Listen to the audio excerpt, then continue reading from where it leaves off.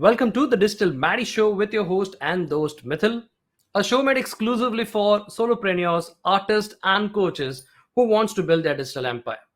With 15 plus years of business experience, I cover topics on personal branding, content creation, and digital marketing on this show and invite many experts who share the same passion like mine. Today we have an amazing guest from the world of art. I am excited, and his name is Michael. And let me just introduce him. So he is an Austrian Californian multimedia artist, educator, author of 5 art-related books, podcaster, coach, creative advisor, and a former Newport Beach CA art commissioner. He's fluent in German and English. His outside the box thinker has resolved the paradox why are 95% of worldwide artists existing around the poverty level and therefore should be proud to be poor. But with creativity, there are no man made systems, there would be no world as we know it. So the solution that he offers is he discovers pattern within art that fosters creative communication and identify art values outside any systems which always raise our human potential. So without wasting much of our time, let's bring on to the stage Michael. Hi. Hi Hi, Michael. Miithyl. Good to see you. Same here Michael. I love your enthusiasm and your energy. Yep. And you want to know about me, right? Why art? Absolutely. Right? Why art? That's the question. Because, hey, what's your future? Oh, 95% of artists are poor worldwide. It's not just in America or in India, it's everywhere. And I said, what are we doing? Why would we choose that? First of all, I couldn't fit anywhere else. I couldn't fit in any other system. So in art, everything was very humane. It was no judgmental. It was, and I wasn't good in system navigation. So I wasn't good in school. And I wasn't a rebel or anything. I just wasn't good at it. I couldn't understand it. I had tutors and everything. I couldn't understand it. And I'm still not a good system navigator. But I'm good human, as you can see. I'm good with humans. So humans are my savior. I believe in humanity. I believe in humanity is the power, not the system, because there is no system without humanity. Human first, nothing else. Human first, then nature first, because we need to live in our environment, right? So human, nature, and then systems. Systems are good. I'm not against systems, but systems need to be tending to the humans, not humans to the system. And Absolutely. so I always felt safe and I could flourish in art, and I got so much out of art that I can't even go into any system where I can get that much wisdom. And artists I found, first I always thought, okay, the system doesn't appreciate artists, and I was very blaming them. And then I saw, no, it's not them. It's not that. It's the more you do art, the more you don't want to go back, because you feel like the human animal that you are, with creating in harmony, balance, peace. And that's what was the primarily what I see now. 60 years later, I see the how much power in art there is. I totally agree with you, Michael. There is tremendous power in art and creation. Yep. Mm-hmm. Awesome. Awesome. And we see it wrong. We see what I realized, like literally a year ago.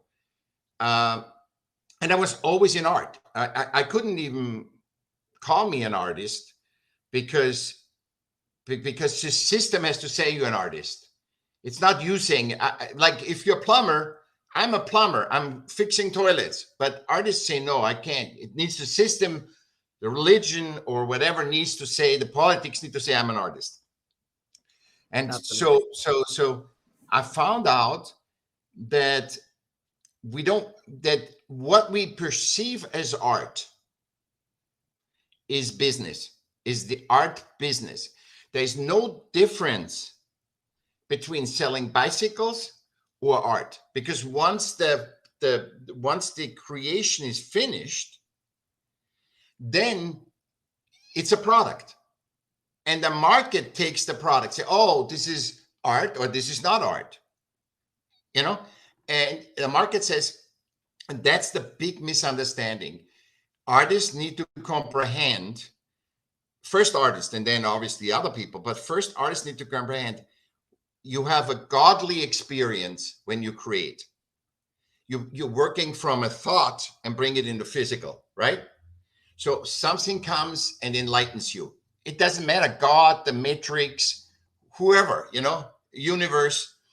And so you playing with that energy, with the visible and the invisible. And that's so godly, and your whole the cells in your body align, and everything is aligned, balance, and then it's done. So you brought it in, and it was just a process, and you bring this stuff in, and then it's a thing. And if you had a good experience or a strong experience, this experience, the energy of that experience is reflected in the product. And that's why some people can resonate with that and says, oh my God, I feel that. That is, why am I not paying $1 million for a toilet, but I'm paying $1 million for the art piece? When that happens, when that is reflected. But artists now, these days, work for, in the old days, they did that. They don't care about selling. But now it's all about selling. So they get away from the milking that wonderful experience, milking, like I'm milking right now, our being in the moment, milking our creation that we create here, And so you milk that, and if you're not conscious, you're thinking, I need to create. Yeah, I'm getting that, but I need to also create something for the market. Doesn't work. It doesn't work. That's why 95% of artists are poor. I mean, the power of art shows you that they choose rather poor, like almost like religion, right? Like a monk. You almost choose that, then go back into the system and cannot create, because you're addicted to the creation. Like you're addicted to prayer, you're addicted, because it's not an addiction. It's like, that's you, you're so, they fit together. And that's why I think art is, because we think art is we don't say it, but it is a business, because it's about the product. It's not about the process, right? It's not, nobody cares how you make a bicycle. They want to buy the bicycle, right? So that's the thing. I think because we see it as a merchandise art, we don't get the the real value, the real, and why it's important. Because I know people that pay $1 million for a museum or whatever. Nobody pays $1 million for a plumber, or an electrician, but they pay $1 million for a museum, because it's inherent in us.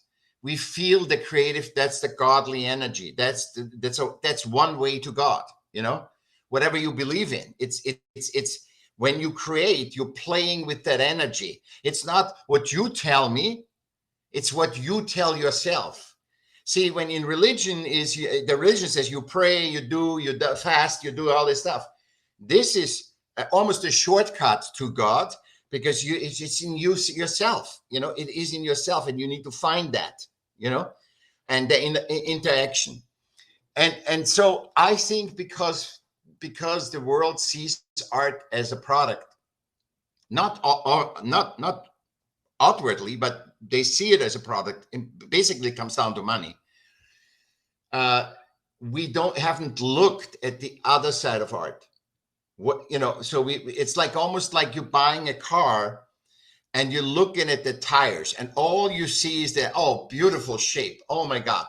But what that car can do, that it can drive you somewhere, it can, it's like a MacBook. I always say it's like we look at art, it's like a MacBook. You open it up for light, or you take it as a placemat for your food. That's it. You never use it's at night you open it up, there's a light, and then you close it up, and then you put your plates on it and eat on it. It's literally, it can do so much, but we can't see it, So it brings you in the moment. So all spiritual practices, for example, when you do art, nothing brings you in the moment as much as art. You can do yoga, it doesn't get you in that, because when you create, not create for something else, when you just interact with that energy and create, you lose time. You lose your sense of time. You don't know what time it is. It's just like because you're constantly creating. So you're very aware. So you're not out of the body. You're very aware, but you aware, and you create, but you lose sense of time and space. And that, I mean, that's amazing. Just that alone, it shows you what's possible. When you see art, when you see a film, right? You see a film and say, oh, I would like to live a life like that.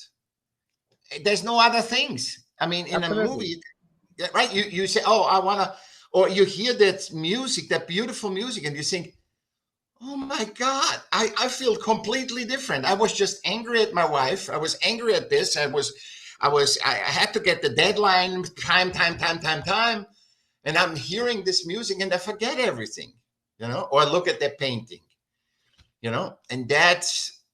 and we need to explore that. And I'm the first one that, as I know, perhaps there's people, I hope there's other people in the world, but I discover that, but I'm aware. I'm not discovering it. I'm unveiling it. It's already here. It's already here because you can relate to, because you're creative. I'm a creative. You can relate to everything I say. That's why we have to unpeel it. We're like, oh, in 10 years, we're going to know. No, it's already here. All we need to do is unveil. And so I invite every artist to just milk the process, really milk it, and say that's where you get paid. And then you feel rich. Because when I get paid from this, I feel rich. It's a law of attraction. You're not feeling poor, but you deny yourself when you create and said, oh, I couldn't sell it. Oh, I'm poor. And then you deny this interaction with God or with whatever. You deny that. And so you get away from yourself, and then you start drinking, doing drugs and all that stuff. That is a symptom of it, Absolutely, Michael.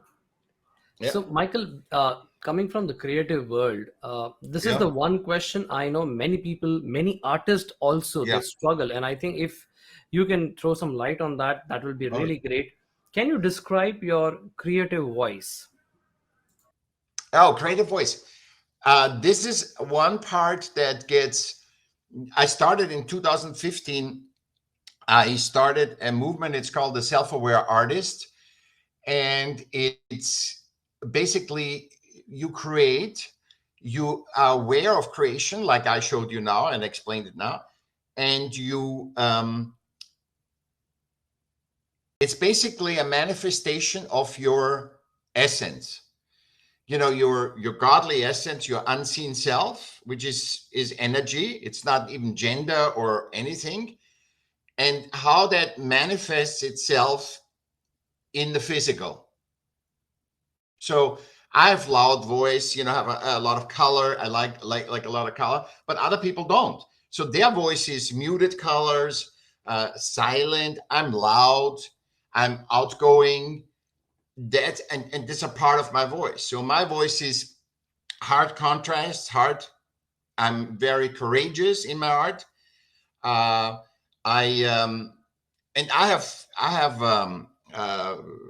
done. You can look it up on my website, michaelm.com, and Michael with two L's.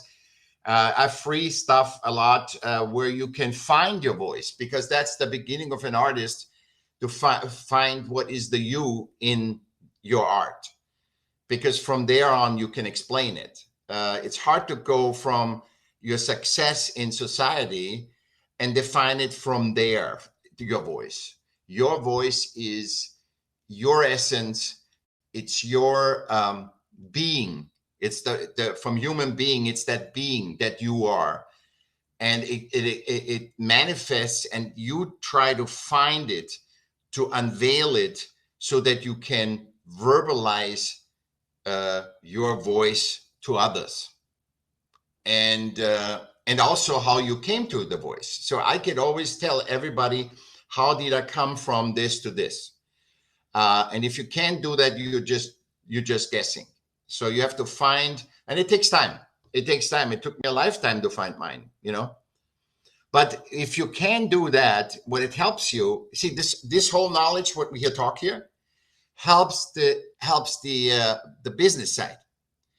Because if you know if you know what is your voice, and I say loud, lot of color, strong contrast, very clear, courageous, you can see that in every one of my paintings, even in my writing. I don't screw around. I don't try to appease anybody. I am saying this is what it is, and even if I'm wrong, I say I was wrong. So it's not that there's no, oh, it could be this. No, very straight on. This is what it is. But other people I know, I know a friend of mine. She is painting, and you look at her paintings, and they tell such a story, and they're not detailed or anything, but every painting is like, oh my God, it's a theater of the mind. I called it. You look at that thing, and it tells you a story. One painting, and there's not a lot of stuff going on. You think, oh, if there's a lot of like Hieronymus Bosch or so, there is just simple, and you see. Then I have other people that are very soft, like homeopathic. Homeopathic, very powerful. So it's all beige, light. It's almost white, the painting, but it is so powerful.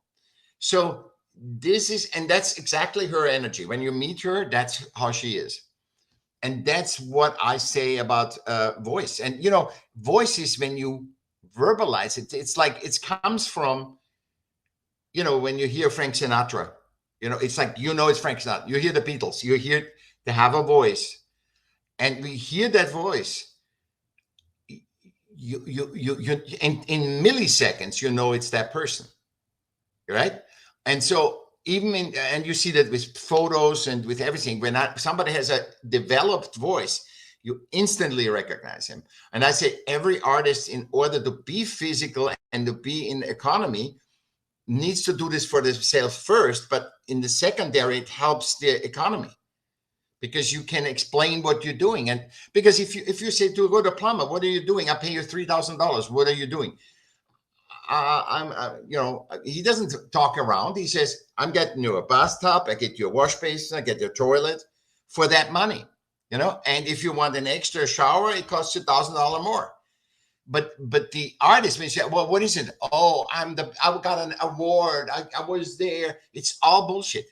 It is complete thing. It's because art is, you resonate, and you see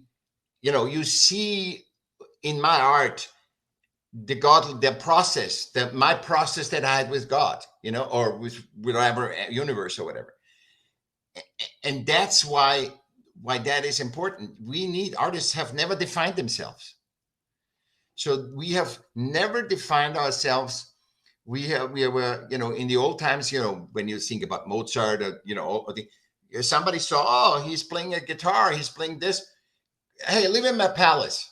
I don't think it was different in India, right? It's like, come on, out, entertain me. Yeah, there was no Netflix then and everything. So, hey, and he lived. And so artists were just saying, okay, good. They don't care. I mean, they are in their art, and they don't care. They just need something to eat and to sleep, and then they're happy, And so we have never Absolutely. learned to define. And I like to define ourselves for the world, because The power of art is it brings you always to humanity. So even if you are the CEO, look what the CEO does. The CEO that works 60 hours a week, whatever, and he comes home on the weekend, he's cleaning his car, he's tinkering on his car, he's tinkering in his garden, he's playing with art. It brings him back. And then he's good on Monday for the next week, you know? So what art is it brings you back to humanity. It brings you back to humanity. It's when you can be the worst person, but even the worst person likes art. And there you see there's some good in that person. I bet, so Absolutely. yeah. Absolutely, Michael. So, Michael, we have come to the end of the phase one of the interview. Okay. And the phase two, as all the audience know, is rapid fire round. So, I'm going to Oh ask my you five goodness. questions. Okay. So, are you ready? I'm always ready. I All don't right. have to prepare. Lovely. If I So, don't know, let's I don't know. awesome. Awesome. Go. All right. So, let's go ahead with the very first question. So, Michael, what is the one thing that you would like to put on your bucket list in 2022?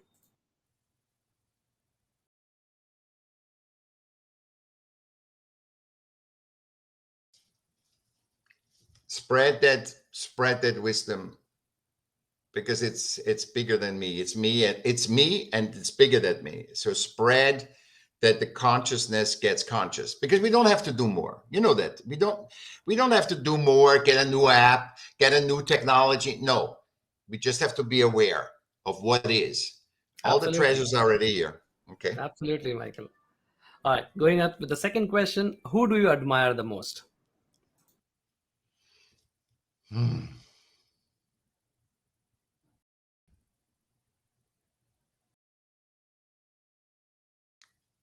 I admire every human that is genuine. I don't, because then I need to leave so much else. And this humans are so intricate.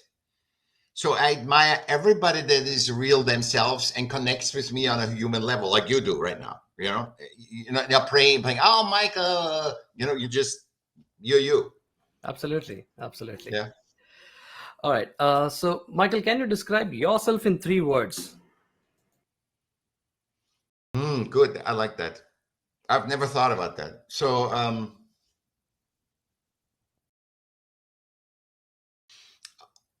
authenticity is one. Uh, True power and connection to Lovely. everything. Yeah. ATC. Lovely. Yeah. Awesome. So, Michael, all right. So, the next question would be if a movie was to be made on your life, what genre would it be and who would play your role? It would be comedy. Okay. And what John and what and who would play the role? Absolutely.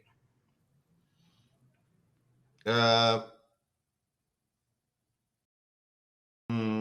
Hold on. Who would play me?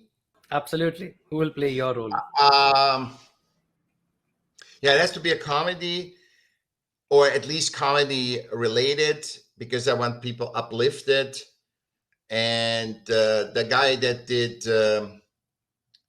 Downey Jr. Because he Oh, looks a little bit like me. That's why. And I like him as a person. awesome. Awesome. Nobody can play me, but nobody can play you. But he is Robert Downey True. Jr. Robert True. Downey Jr. That's it. True. True. True. Awesome. All right. So the last question, Michael, is who is your favorite superhero and why?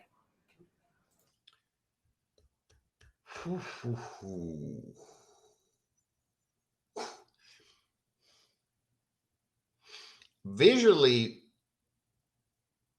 visually, I like Batman, but I like also Spider Man, and I like it's I think I'm not a real comic fan. I'm not a. I like comics. I love the storytelling. It's beautiful story. It's like legends and everything. It's one of the greatest art forms, I think. Even though the people all hate it, but the older people, but it is from the storytelling and movie. I say always, it's everything. It's the color, it's the music, it's where everybody joins together. You know, and Absolutely. yeah. So I don't know too much of the thing, but I'm not so much for fighting or power. I think there's so much power up here and in us in our body. We are True. so unlimited that we actually all super. That's why I call art is a superpower. It's a human inherent Absolutely. superpower. So Absolutely. there's your answer. Basically, we are the superpower. We are our own superheroes, and I want to True. discover that. Discover more and more of that superhero. Awesome. Awesome, Michael. So thank you, Michael, for participating in this rapid fire round. So that comes to the end of the phase two. And so, Michael, all the people who are listening to this particular episode, if they want to connect with you, how can they do that? My hub where you get everything is michaelm.com. There's all my social, there's my contacts, my phone number, and you can connect with me and let's spread the world around the world. The word is humanity, the word is creativity. And art is as you see from me, I haven't studied anything, I haven't gone anywhere. I've learned everything from art. So I call art the language of wisdom. But knowledge is short, in business. So system, knowledge, short, repeat, but no knowledge gets old. In the old, once they were smoking in hospitals and they thought that was good. It was calming people down. But knowledge is very short living, as you know. And wisdom Absolutely. is forever. It's timeless. Whatever I Absolutely. tell you now should be valid in 100 years. When they look at your podcast in 200 years, it should be the same.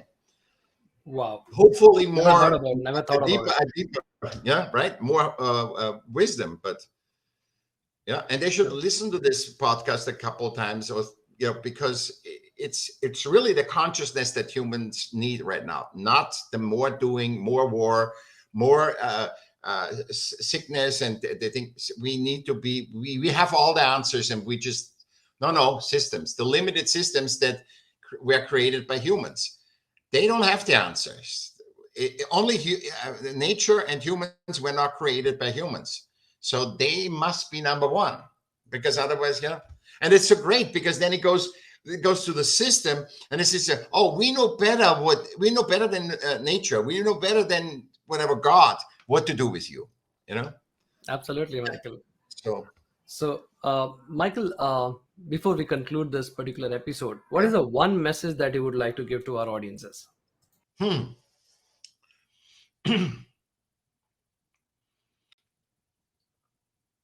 The one message I want to give to the audience is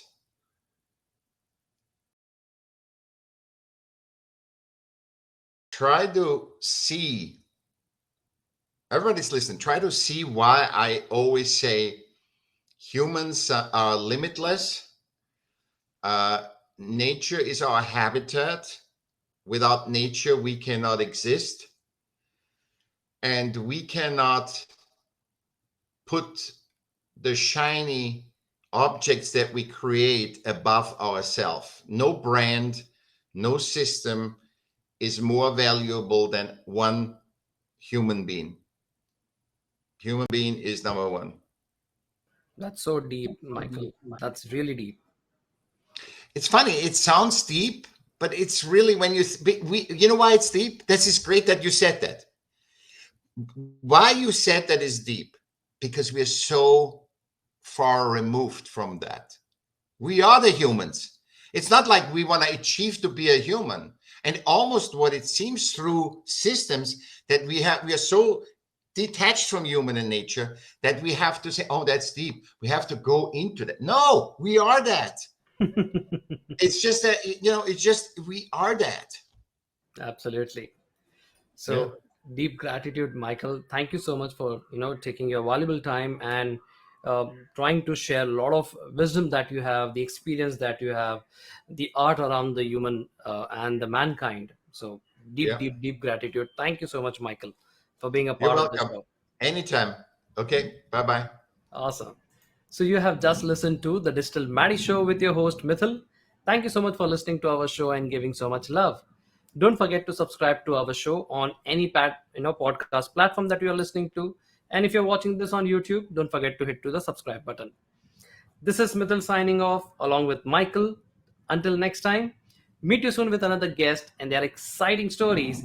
But until then, keep rocking, stay safe, and don't forget to keep creating content. Ciao.